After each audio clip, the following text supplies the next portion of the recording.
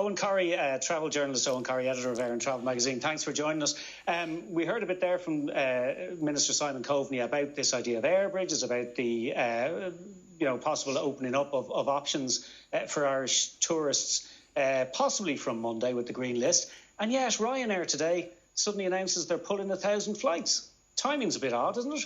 Very, very late to the departure gate. The European Union has been talking about opening up travel since May the 27th. We didn't say we were participating. We didn't say we weren't participating. We just created this vacuum. And the vacuum has led to a whole array of personal opinion, telling people to cancel holidays, no real policy there. And that's led to what we saw today from Ryanair. Aer Lingus, by the way, are delaying a lot of the routes that they were talking about. It could mean big blow to connectivity, and we're already in trouble with inbound tourism, hundreds of thousands of jobs at stake without this added uncertainty. It's caused by delay, it's caused by that vacuum.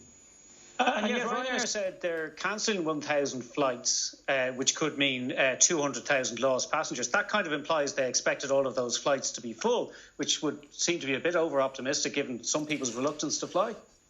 The Ryanair load factor we'll know on August the 3rd. What we're looking at the moment is 70% throughout Europe. But what they're looking at is the quarantine rule in Ireland is effectively telling people inbound, it's more significant inbound than outbound, that Ireland is closed for business. German tour operators are sending people who had booked holidays in Ireland elsewhere. There are 24 of the 27 European countries have opened pretty much their borders to everyone. And the interesting thing is there are little terms and conditions being applied by countries without having to do this very dramatic quarantine. We're closed for business. A lot of people saying, for instance, Sweden, we need to be very careful about letting Swedish people in. The whole of European tourism is opening up. We were left out of that, partly because of what I said, the change of government and runaway opinion being passed off that really scared people. People were taking personal opinions by medics as official government policy, which is what was caused by the fact that there wasn't an official government policy. We've been promised a green list for a long, long time.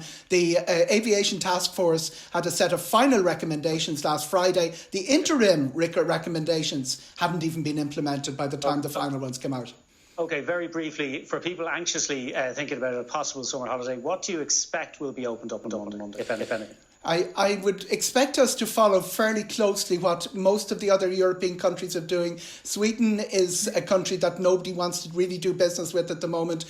Bulgaria and Romania tend to be not on the list. There are a couple of countries that have had recent outbreaks, like Portugal. It wasn't on the Northern Ireland list last Friday, but I would expect to see the traditional sun destinations such as Spain. But remember, the Canary Islands haven't had a case for 6 weeks. Okay, Eoghan Corry, thank you for joining us, and Fiona Sheehan, thank you as well. Miriam.